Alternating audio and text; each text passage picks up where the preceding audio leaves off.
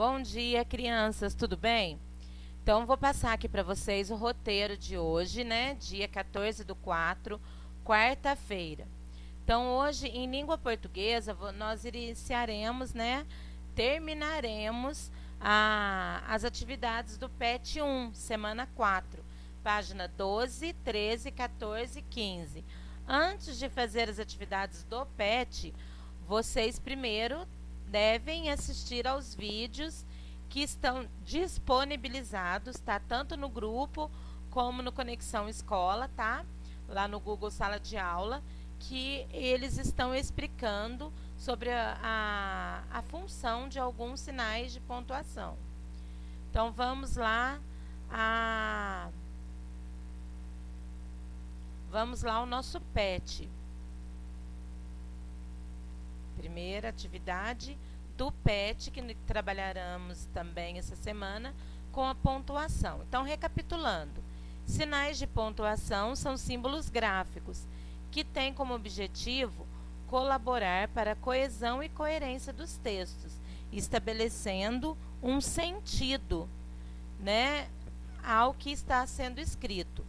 Como as frases são ditas de formas diferentes, suas intenções também são diferentes, né? Vocês viram bem isso no texto que nós trabalhamos ontem, a herança. Como que a pontuação, né, é diferente, dá um sentido diferente às frases. Então, os sinais de pontuação são ponto final, ponto de interrogação, ponto de exclamação, dois pontos, vírgulas, reticências, travessão. E tem outros também. Cada sinal de pontuação possui sua própria função. Dessa forma, temos diferentes sinais de pontuação que vão estabelecer diferentes sentidos e intenções nas frases. Vejamos quais são eles. Então, o ponto final, colocado ao final da frase, indicando o final dela. Então, pode ser em frase afirmativa ou negativa. Bruna gosta de comer verduras, é uma frase afirmativa. Ele não gosta de calor, é uma frase negativa. Toda vez que tem a palavrinha não, é uma frase negativa. Ponto de exclamação, também usado no final das frases. É usado para indicar que a frase expressa uma admiração, medo, entre outros sentimentos. Então, ponto de exclamação vai estar sempre expressando sentimentos. Que cachorro bonito! Que susto! Ponto de interrogação é indicado para frases que expressam uma pergunta. Então, a interrogação sempre vai estar também no final da frase. Qual é seu nome? Por que você não foi ontem para a escola? Dois pontos. Esse sinal pode ser usado em várias situações. Vejamos algumas delas. Pode apresentar uma enumeração, uma lista, por exemplo. Fui ao mercado e comprei frutas, verduras, álcool e carne. Pode apresentar a fala de um personagem, por exemplo. Luísa perguntou. Então, está dizendo que a Luísa perguntou e agora vai aparecer a fala dela. Onde está meu caderno de desenho? A vírgula ela aparece no meio da frase e é utilizada para a separação de elementos dentro de uma frase. Para início das aulas, vou precisar de cadernos, lápis, borracha e agenda. No recreio, Carlos brincou de peteca. Outra função da vírgula também é dar uma pausa pequena. E outra é também destacar o vocativo. O que é isso, o vocativo? É a pessoa de quem a frase está falando. Nesse exemplo aqui, tem o exemplo do vocativo. No recreio, Carlos brincou de peteca. Então, o Carlos brincou de peteca onde? No recreio. Quando? Né? No recreio. Então, a frase, né, está sendo referente, está mostrando que aconteceu no recreio. Então, tem a vírgula aqui, que é o vocativo. Geralmente, o vocativo é da pessoa. Por exemplo, brincou de... vamos supor que a frase fica... estivesse assim: Carlos, vírgula, brincou de peteca no recreio.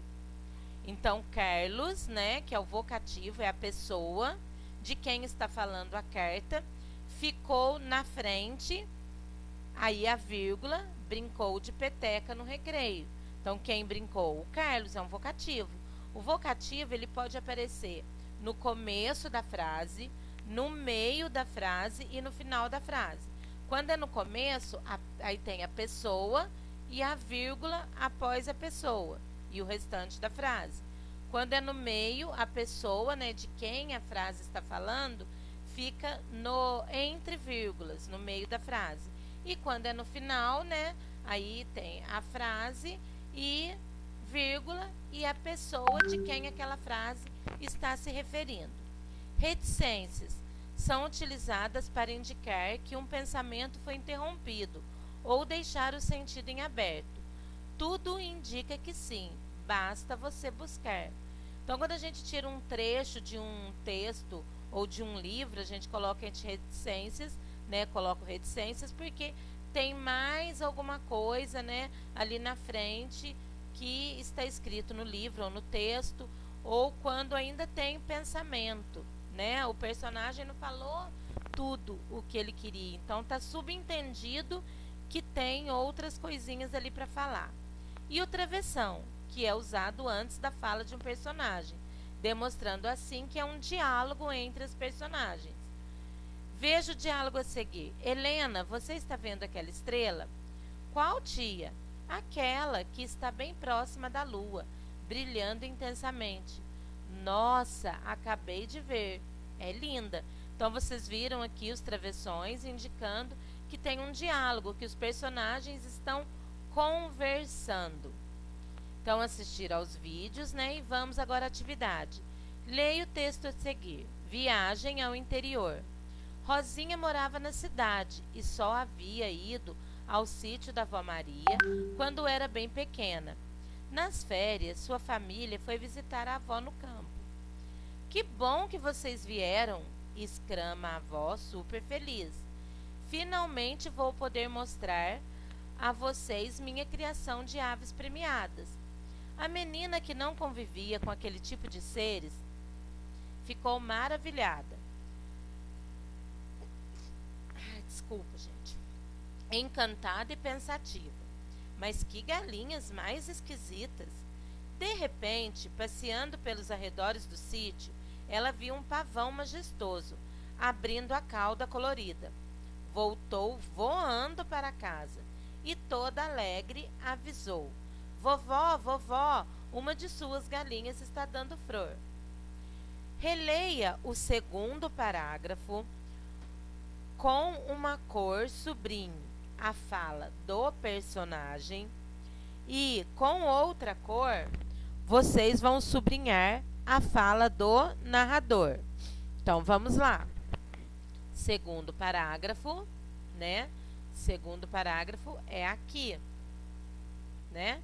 Então vocês irão pintar com uma cor a fala do personagem, ou melhor, do narrador, né? Que tá aqui, ó, nas férias, sua família foi visitar a avó no campo.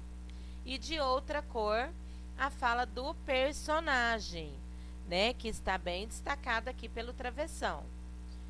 Número 3. Qual a função da vírgula na primeira frase do parágrafo? Então, na primeira frase do parágrafo, nas férias, aqui, ó. Que bom que vocês vieram. Então, qual a função da vírgula na primeira frase do segundo parágrafo? Então, a primeira frase aqui, ó. Nas férias, sua família foi visitar a avó no campo. Então, o que ela está indicando aqui, esta vírgula? Ela está introduzindo a fala do narrador. Número 3. Qual é a função da vírgula? Não. Qual é a função da vírgula na primeira frase do segundo parágrafo? É o que eu já falei, né? Número 4 agora. Observe a expressão abaixo. quando voltou voando para casa.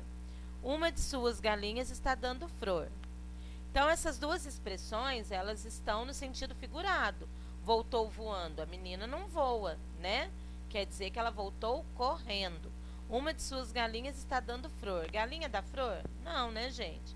Então, vamos entender por que ela disse que as galinhas estão dando flor quando ela olhou o pavão. A presença das aspas na palavra voando acrescenta, né, um novo sentido a ela. Qual é esse sentido? Né? Voando dá o sentido figurado. Voando quer dizer que ela andou rápido, que ela foi muito rápido para casa. E o que a menina quis dizer com a expressão dando flor? Quando ela olhou lá para o pavão, né? O pavão, todo mundo sabe que é uma ave muito colorida. Ele abriu, né? E todo aquele colorido. Então, ela quis dizer que ele estava abrindo, né? Que ele abriu a cauda e ficou todo colorido. Então, para ela é como se ele estivesse dando flor. Número 5. Releia o início do terceiro parágrafo. A menina que não convivia com aquele tipo de seres ficou maravilhada, encantada e pensativa. Mas que galinha mais esquisita, né? Então, letra A. Por que o autor usou parêntese nesse trecho? O que ele quis, né, dizer, o que ele quis nos mostrar com esse trecho aqui em parênteses? Então, a menina que não convivia com aquele tipo de seres ficou maravilhada, encantada e pensativa. Então, aqui entre parênteses, o autor quis deixar, né, destacado o pensamento da menina. Nesse mesmo trecho foram usados reticências, depois do esquisitas. Imagine que o trecho estivesse escrito assim: a menina que não convivia com aquele tipo de seres ficou maravilhada, encantada e pensativa. Mais que galinhas mais esquisitas. O trecho causaria a mesma sensação no leitor sem as reticências? Justifique sua resposta. Vocês acham que daria assim a mesma sensação? Então aqui a reticência está mostrando que a menina tem, né, mais pensamento. Ela interrompeu ali o pensamento dela, mas ela, né, ela está pensando mais. E aqui, sem as reticências, né, tá mostrando que é um sentimento dela, mas que galinha mais esquisita, né? Ela pensou ali, ela sentiu, achou estranho. Então ela não está pensando, né? Ela não está pensando. Ela falou isso, mas que galinha mais esquisita. É a sensação que ela teve. Então essas duas frases, elas têm o mesmo sentido? Não, né, gente? Então vocês irão ali justificar, né, a troca de pontuação, o que ela causa na gente, né? Ela não mudou o sentido das frases, então o que ela causou? E a letra C. Escreva qual a diferença, se houver, entre as sensações causadas pelo uso ou não das reticências nesse texto. Então, se houver, né, pode ser que vocês achem que não tenha. Então, com as reticências, a gente entende que a menina continua, né, o pensamento dela. Já com a exclamação, né, como ponto de exclamação mesmo, a função dele é indicar, né, uma sensação, um sentimento, que no caso aqui é mais que galinha, mais esquisita, é um espanto, né, gente? Então, crianças, encerramos as nossas primeiras atividades de língua portuguesa. Aprenderemos muitas coisas interessantes este ano. Te espero bem animado nas próximas atividades. Beijos. Então, como nesse mês de abril nós temos várias datas comemorativas. E uma delas, que eu acho muito importante, é o Dia Nacional do Livro, né? Então, que é comemorado no dia 18 de abril. A escolha desta data, né, para o Dia do Livro é a data de nascimento do Monteiro Lobato. que é um dos escritores mais importantes da literatura brasileira, né? É ele que escreveu o Sítio do Pica-Pau Amarelo, todos aqueles personagens que a gente ama, Emília, Dona Benta, Narizinho, Rabicó, a Cuca, o Saci, são todos personagens criados pelo Monteiro Lobato. Então, eu vou deixar aqui um trabalhinho para vocês fazerem, né, para vocês apresentarem na terça-feira da semana que vem, na nossa videochamada. Esse trabalho será colaborativo pelo Jamboard. Eu vou postar também o link do trabalho. E qual será o trabalho? Então, eu vou deixar listado o nome de vários escritores brasileiros, aqueles mais importantes, aqueles que escreveram livros interessantes assim para a idade de vocês, né, específicos para criança. E vocês podem continuar as mesmas duplas que foi no nosso trabalho anterior do Dia da Mulher, né, da mulher, na verdade. E vocês irão pesquisar sobre esse autor, né, esse escritor, e apresentá-lo para o restante da turma, né? Então, vocês podem colocar uma breve biografia desse escritor, apresentar, né, alguns livros que ele escreveu. Vocês irão também escolher um dos livros, né, que ele tenha escrito e apresentar esse livro para os seus colegas, né? Falar um pouquinho desse livro. Então, o interessante é que vocês leiam o livro para que vocês possam falar um pouco dele, né? Fazer tipo uma resenha desse livro, apresentando o conteúdo do livro para os seus colegas, tá bom? Eu vou deixar logo depois, eu vou postar lá no grupo todas as informações sobre esse trabalho, valendo nota, tá? De língua portuguesa e literatura, certinho? Vamos agora dar continuidade aqui ao nosso cronograma.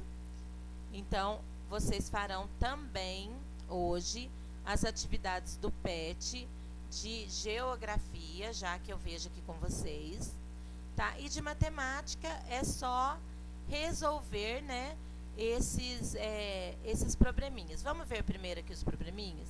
Observe a imagem, copie e resolva situações e problemas. Então, a televisão, em 18 vezes sem juros, então são 18 parcelas de R$ 68,00. A batedeira, 3 vezes sem juros, de R$ 113,00.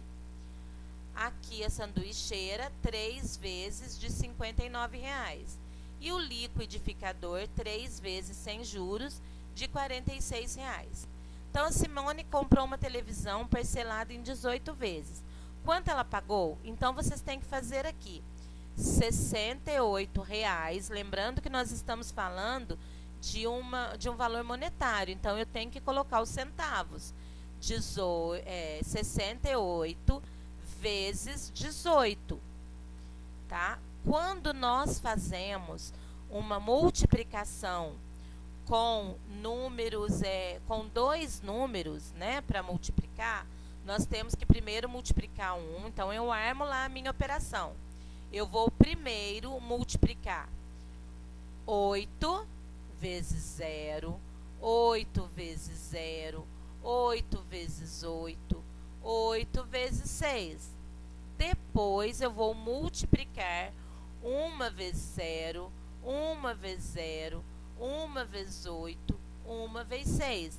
Então, eu vou colocar uma explicação mais fácil para vocês entenderem como que nós fazemos essas multiplicações com dois números. Rosana comprou um liquidificador e uma torradeira em 3 pagamentos. Quanto ela pagará por mês? Então, primeiro lá, nós temos que descobrir, nós temos aqui o valor da parcela do liquidificador, que é R$ 46,00, e da torradeira, que é R$ 59,00. Então, nós temos que somar os dois valores para ver qual que é o valor da prestação dela por mês, né? Quanto ela pagará por mês? qual é o preço do liquidificador e o da torradeira. Então, nós já fizemos a primeira operação para descobrir qual que é o valor da parcela.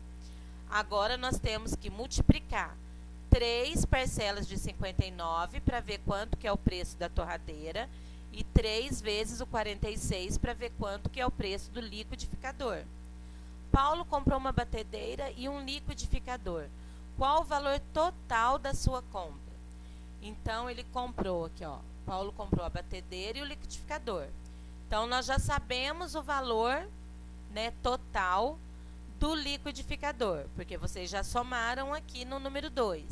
Então, vamos ver da batedeira agora. 3 vezes de 113.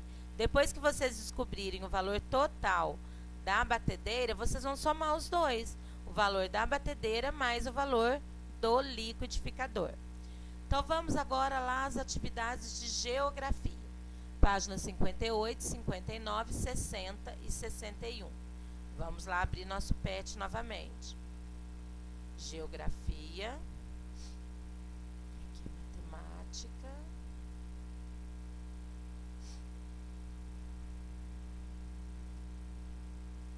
Matemática. Deixa eu ver se eu consigo ir mais rápido aqui.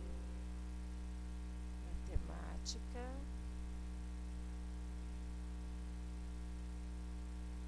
Matemática ainda. Ciências.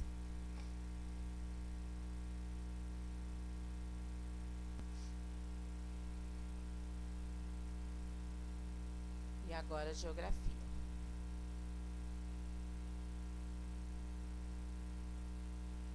Semana 1,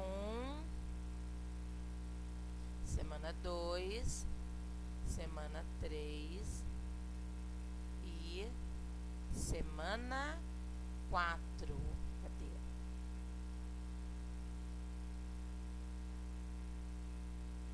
Semana 4. Falaremos sobre agricultura, pecuária e agropecuária. Você, estudante, nessa semana irá estudar as atividades do campo que são importantes para a nossa sobrevivência. Atividades, o que é agricultura? São atividades exercidas no campo que utilizam o solo para o plantio e o cultivo de produtos como arroz, feijão, milho, soja, trigo, entre outros, para fins comerciais ou para o próprio consumo das famílias. Então, uma horta, né, é uma agricultura. Tudo aquilo que eu planto, que eu uso a terra para plantar, é agricultura. Pecuária é uma atividade desenvolvida no campo que consiste na criação de animais, como porcos, frangos, gado, cabra, bode, entre outros, com um objetivo econômico, né, quer dizer, para venda. Então, nós temos aqui, né, a criação de gado, né, que o gado ele pode ser criado tanto para corte, que é para venda lá para o frigorífico, que vai para o açougue, né, que nós vamos lá no açougue comprar a nossa carne. Também ele pode ser utilizado para retirada do leite, né, que também é um fator econômico. Então, isso é pecuária. E agropecuária é o conjunto das atividades agrícolas e pecuária realizada no campo com fins lucrativos. Então, aqui na agropecuária tem os dois, né? Tem fazendas que tem os dois. Ela tanto planta, né, milho, soja, arroz, café, como também cria animais, gado, galinha, porcos, né, equinos, cavalos, né? As atividades da agricultura, pecuária e agropecuária são desenvolvidas em grande parte de Minas Gerais. Os recursos naturais presentes em nosso estado favorecem essas atividades, resultando em bons produtos para fins comerciais ou de subsistência. Para saber mais, pesquise com as pessoas da sua casa, quem já trabalhou ou trabalha em uma dessas áreas, agricultura, pecuária, e pergunte como ele realiza ou realizava as atividades no campo. Né? Então, vocês podem perguntar se eles já trabalharam ou conhecem alguém, né? Mas eu acredito que vai ser mais fácil eles conhecerem alguém que trabalha e explicar para vocês como é feita essas atividades. De acordo com o que estudamos, marque verdadeiro para afirmativas, né, verdadeiras, e F para afirmativas falsas. Então, a criação de porcos é agricultura? A pessoa que faz o plantio do feijão é um agricultor? Para a produção de queijo, a matéria-prima utilizada resulta da prática de um agricultor? Então, para fazer queijo, eu preciso lá plantar alguma coisa? Milho, ovos e trigo são produtos da atividade realizada na área rural? Relacione a segunda coluna de acordo com a matéria-prima da primeira. Matéria-prima é aquilo que faz, né? Aquilo que faz o algodão, que gera o algodão, que gera o leite, que gera a cana-de-açúcar. E aí vocês vão colocar o mesmo número. Por exemplo, aqui, óleo de cozinha. Da onde que nós tiramos aqui o óleo de cozinha? É da soja. Então, eu coloco o número 6 aqui. O álcool, da onde que nós tiramos o álcool? É do algodão? É do leite? É da cana-de-açúcar? Vocês vão colocar os respectivos números na segunda coluna. Número 3, o trabalho no campo que faz chegar até a nossa casa o arroz e o feijão, que são produtos muito consumidos no Brasil, é realizado por qual trabalhador? Então, qual trabalhador, né? Qual que é a profissão de quem realiza, né, o plantio do arroz, do feijão? Marque a resposta correta. O que favorece as práticas de agricultura e pecuária em Minas Gerais? É o solo, que é pouco fértil? É a falta de trabalhadores capacitados? É a ausência de rios em grande volume de água? Ou a falta de área, onde se possa desenvolver a prática de agricultura e pecuária? Então, o que favorece as práticas de agricultura e pecuária em Minas Gerais? Então, nós podemos ver aqui que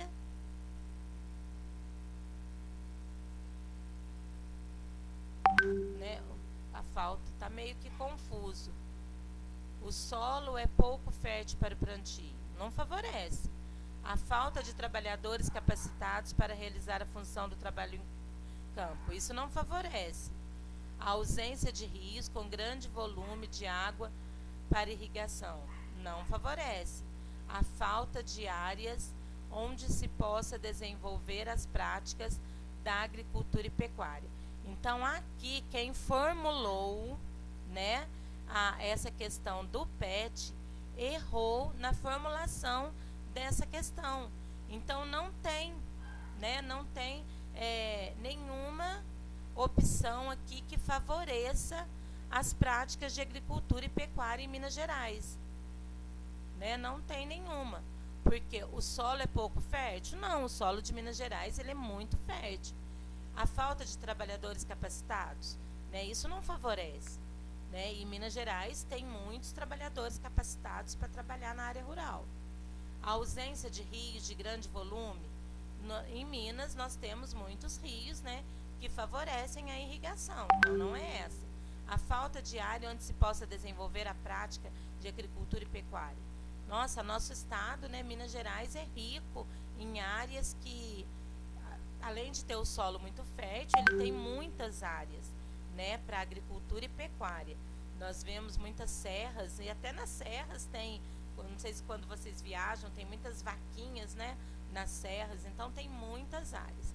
Então essa questão 4 aqui, nós vamos anular ela porque ela está mal formulada. Questão 5, escreva os nomes de cada produto na coluna de origem. Então a coalhada é da pecuária, ela vem de um animal ou ela é de alguma coisa que foi plantada? Ela é agricultura. Então vocês vão colocar em qual coluna? Certo. A carne vai entrar na pecuária ou na agricultura? O pão, na pecuária ou na agricultura? E isso vocês vão fazer com todas as palavrinhas. Número 6. A vovó Maria gosta muito de fazer bolo. Ela coloca ovos, farinha de trigo, leite e chocolate. Ela mistura esses ingredientes numa vasilha de cerâmica que herdou da mãe dela e usa uma colher de pau. Depois coloca este bolo na forma de alumínio e coloca para assar no forno do fogão a gás. Para que o bolo possa ser servido, quais atividades de trabalho precisarão ser realizadas? Lembre-se de todas que nós estudamos. Então, para que, né, o bolo possa chegar lá, né, na nossa mesa, quais as atividades de trabalho que precisa ser realizada? Lembrando que o bolo, né, coloca ovos, farinha de trigo, leite, né, chocolate, né? Então, esses produtos são de origem animal e vegetal, né? Como que eles chegam como que eles surgem, né? Como que eles vão chegar lá no mercado. Então, todo esse processo, né, realizado é o que vocês vão colocar aqui. Bem, estudante, como foi bom revisar esses estudos, não é mesmo? Parabéns, você chegou ao final deste bloco de atividades de geografia. Tenha certeza de que você realizou todas as atividades com dedicação e compromisso. Então, você está pronto para seguir em frente e querer aprender sempre mais e mais. Certinho? Então, terminamos aqui as atividades de hoje. Logo mais, eu vou postar para vocês, né, as informações sobre o trabalho para ser apresentado na nossa videochamada de terça-feira que vem, que eu acho que é dia 14, 15, 16, 17, 18, dia 19, dia 20, tá? Dia 20 de abril será apresentado o nosso trabalho sobre o Dia do Livro. Beijo, crianças, até mais.